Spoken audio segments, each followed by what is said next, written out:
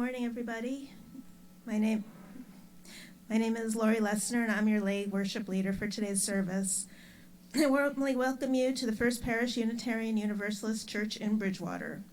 I've been a member here for about 12 years, and I serve on the Welcoming Congregation Renewal Committee, which is part of the Social Justice Committee, and on the Parish Committee. What I love about First Parish is that we do have a really strong lay leader group here. We all take responsibility for the running of this church, and we're open to a lot of different ideas, and I encourage all of you who are not on a committee right now to think about joining one and participating, because it's really how you get to be part of the workings of this church, and it's very rewarding. Before we begin, I have some more announcements here. Okay, from the Green Sanctuary Committee, proceeds from our recent metal recycling are $120. Woohoo! The price of metal is currently low. Only $50 was received for all the metal collected. Cash donations made up the difference. And if you would like to donate to the Bridgewater Food Pantry today to increase our total, please see a member of the Green Sanctuary Committee or place your donation in the canister, which will be out during social hour. Thank you. Thank you. There's one in the folder too. Okay.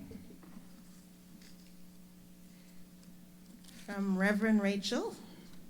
The Social Justice Committee would like to remind you about the Bridgewater Police Department's food drive happening this afternoon at police headquarters at 220 Pleasant Street. Reverend Rachel is setting up a table to represent our church there and let town people know a bit about us.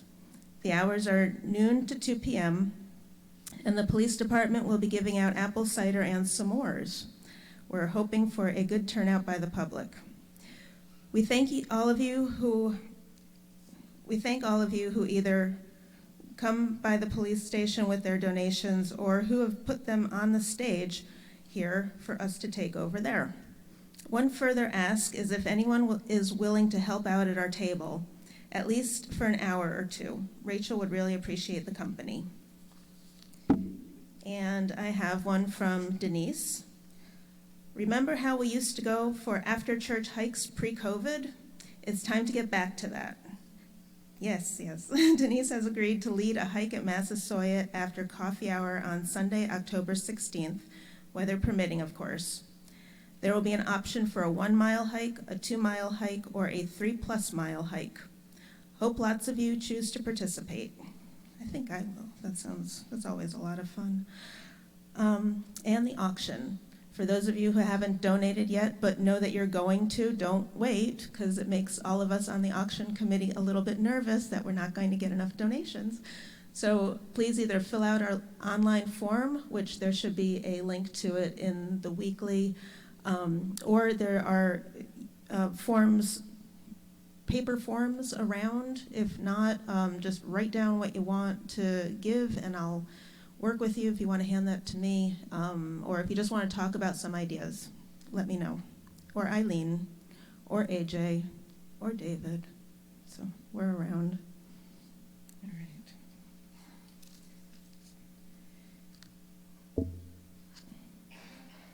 Okay. First Parish Bridgewater is a welcoming congregation. We proudly fly the rainbow flag to symbolize our welcome to people of every description and all ages. If there are children visiting us this morning, we welcome you and a family member to see an usher at the back of the sanctuary to receive one of our faith exploration boxes that are filled with a variety of fun, creative activities that connect to our Unitarian Universalist principles. At the end of the service, you may return your box to the back of the church. On the first Sunday of each month, our volunteer religious educators host a special family chapel service in the Upper Parish Hall for all young people and their family members. So mark your calendars accordingly. And from what I understand, last week's was really, really nice. If you are new to First Parish, we hope you enjoy your experience this morning. We encourage you to sign the guest book at the table in the rear of the sanctuary, making sure to include your email address to receive our newsletter. If you're joining us online, you can request to join our mailing list at our website. We invite all of you who are here in person to join us after the service for a time of fellowship, outdoors when the weather allows, or in the parish hall, lower parish hall. I think it's in the kitchen today. And outside. Okay, well, it's going to be nice, yeah. This service is being hosted via Zoom and recorded for Bridgewater Cable TV. The camera is turned off to protect your privacy during the sharing of joys and sorrows. In the event of an emergency or evacuation drill, please leave the building through the main sanctuary doors, or should you need a ramp, through the School Street entrance where a volunteer will be able to help you.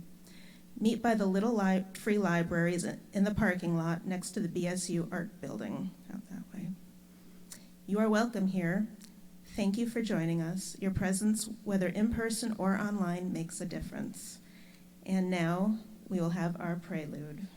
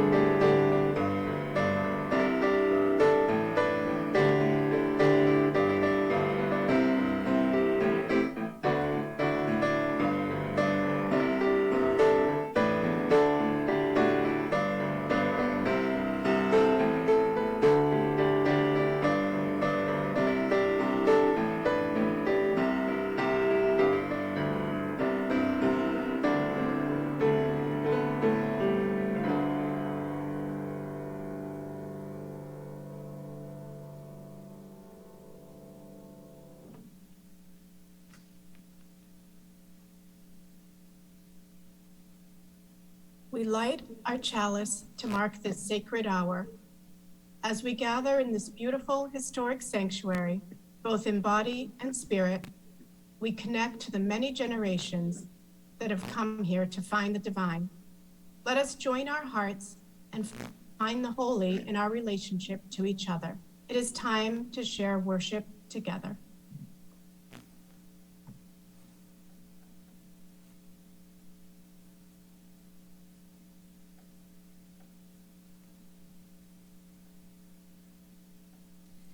And now if you would please rise and bow to your spirit, and let us join our voices for the affirmation of our covenant.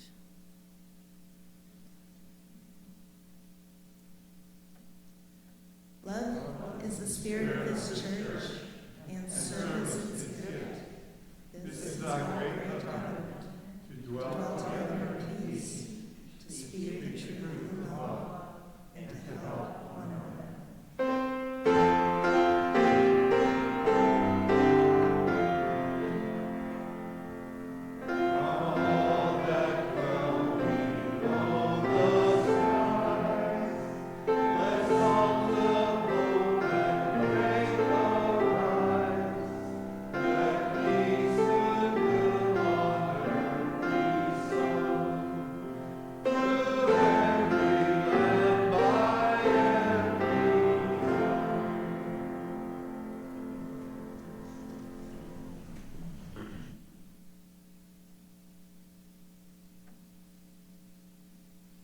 Our opening words this morning are by Reverend Heather McDuffie.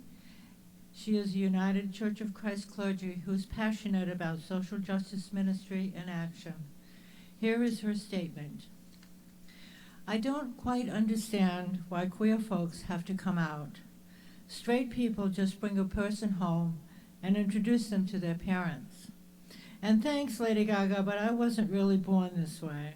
I grew this way, like a bent tree, adapting to wind and water, salt and sun. Sexuality is more fluid than we thought. I did not come out on my terms. I was a Christian pastor. I was married to a lovely man, and we had 2 young children.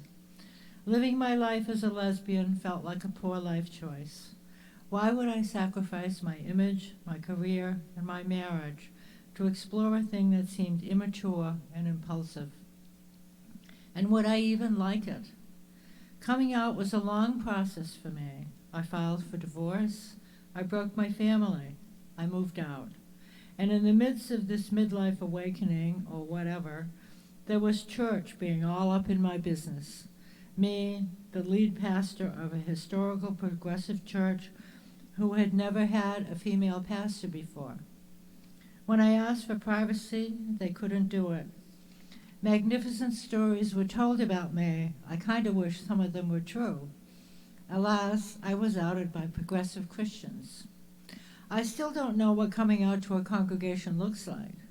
Do we come out in a sermon, before the prelude, in the newsletter? No one gets to say what the right way is to come out, not even gay people. The power belongs to the one coming out. What I want people to know about coming out is that it is deeply spiritual. Hetero people should try it. It is vulnerable, intimate, and holy. There were a few moments when I felt the holy safety of coming out to trusted friends. God makes holy what humans have distorted. Like when I told my pastoral relations committee, a gay man told me, I know that it doesn't feel like it yet, but I'm so happy for you. Your life is about to be amazing. In becoming out, I lost a lot. My husband, my job, my sense of self. But thank God I also gained a lot. And thank you, John, from the Pastoral Relations Committee. I have an amazing life, a new girlfriend, a new definition of family, a new definition of ministry. Becoming out has been a long process, but it's my process. Becoming out taught me about being human and about being spiritual. Becoming out shows all people that we can adapt, grow, and emerge victorious.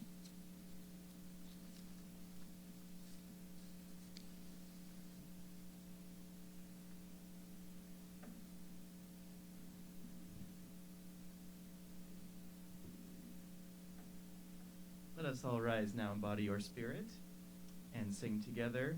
This is number 1053 in your teal hymnal, How Could Anyone?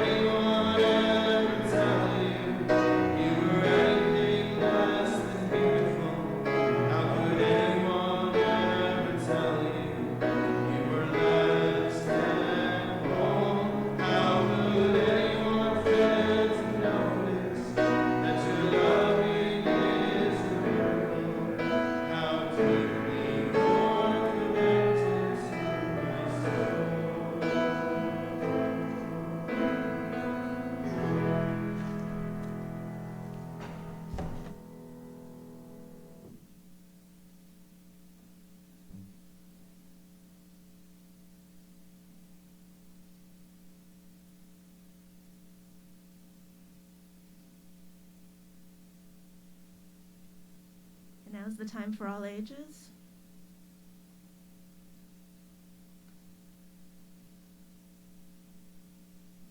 Pride, the story of heart.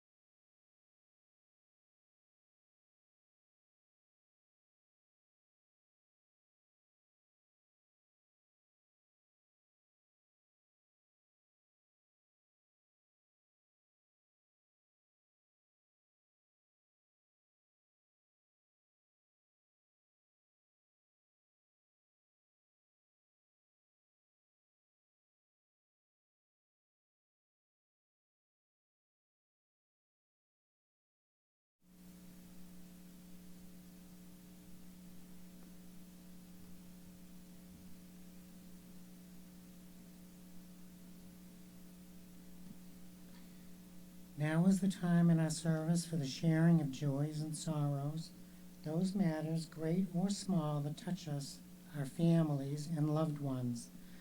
Those of you attending online may share your joys and sorrows by typing them in the website's chat section.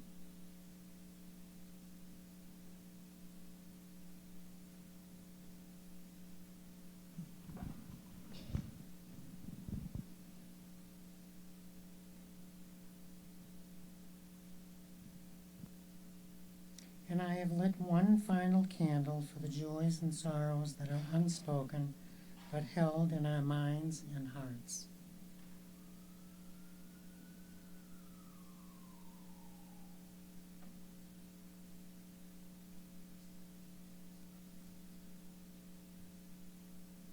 Now we'll have a moment of silence.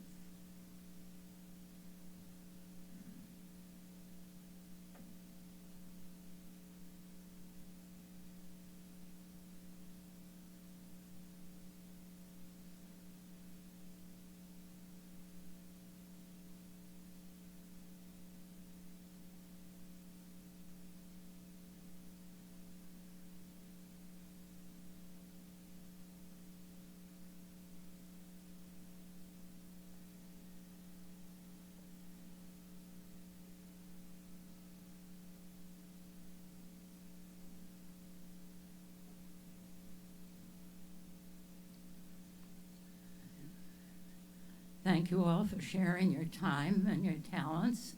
And now is the time when you can share your treasure. Today we have a special collection in honor of Coming Out Day for the Trevor Project.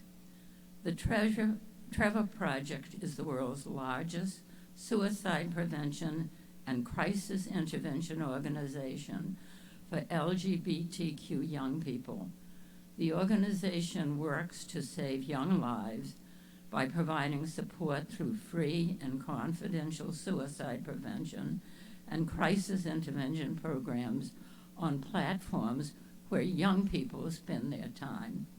Through federal, state, and local action, the Trevor Project also advocates for the rights and futures of LGBTQ young people through legislation, litigation, and coalition building.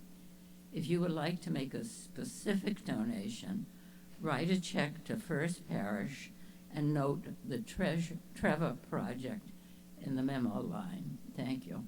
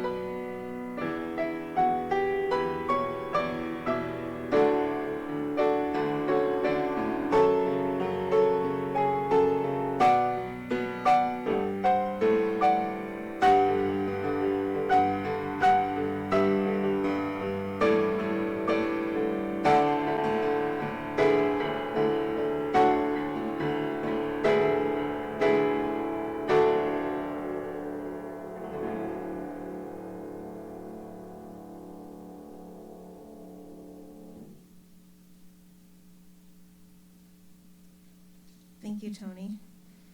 So, for those of you who were here last June, this is going to be part 2 of a discussion that we started then. It was about intersectionality and where we are as a congregation, in a sense, because we often see ourselves as very white and very homogeneous, and that's maybe not really the case. So if everyone could take a look at the order of service, there is a thought to ponder at the top, and I'll read it for you. It says, intersectionality is a lens through which you can see where power comes and collides, where it interlocks and intersects. It's not simply that there's a race problem here, a gender problem here, and a class or LGBTQ problem there. Many times that framework erases what happens to people who are subject to all of these things. And that's by Kimberly Crenshaw, who actually came up with the idea of intersectionality a number of years ago in a TED Talk that you should check out. So I thought what we would do today is fill out this wheel of power. Last time we did a wheel of personal identity and social identity, and this time we're doing the wheel of power and privilege. And everybody should have a pencil to shade the wheel in. And Alan, can you put that slide up with some questions to think about while we're going through some of these questions that I'm going to ask you that'll help us fill out this wheel. All right, so questions to think about. I can't see, I'm sorry. It's like stuck in my eye. Okay, so what aspects of your social identity feel especially meaningful to you and why? Which aspects of your social identity don't feel as meaningful to you and why? Are there any that you hadn't thought of before today, and if so, why do you think that is? What experiences have you had that make the identities in your inner circle more salient to you? Why do you think more about some of your identities than others?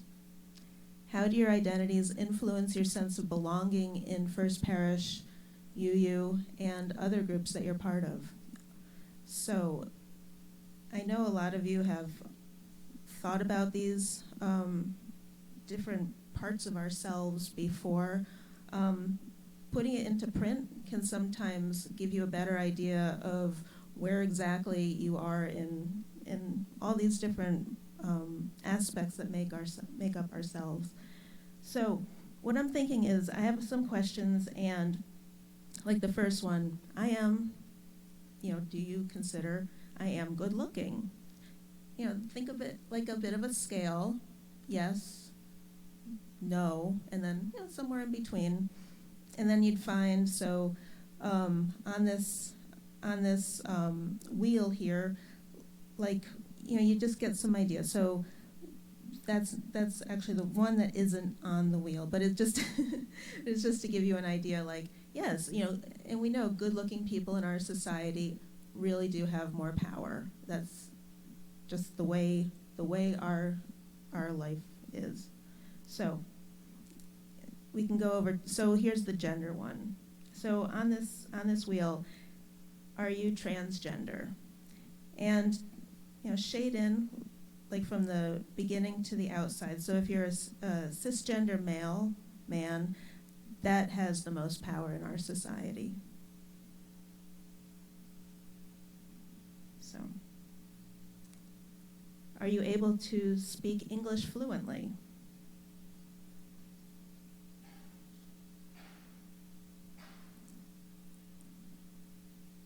Are you well educated?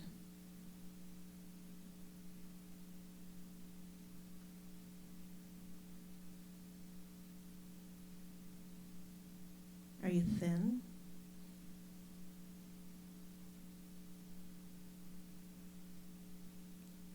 Do you own a house?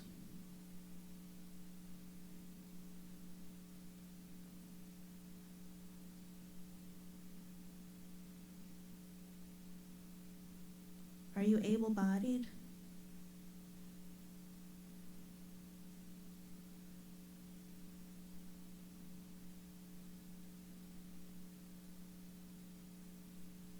citizen of the United States?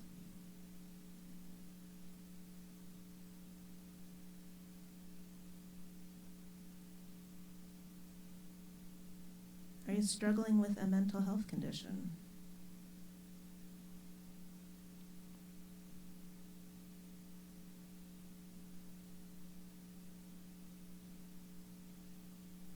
Are you wealthy?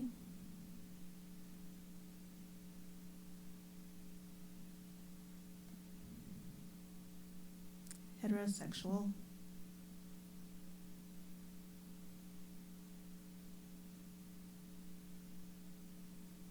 Are you young?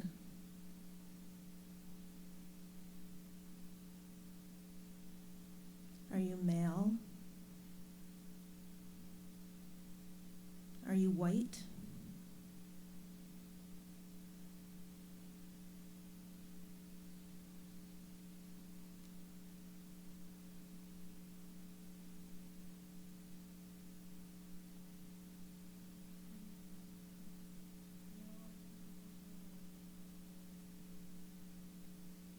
Mm-hmm. So let's say you're on the autism scale. Autism scale.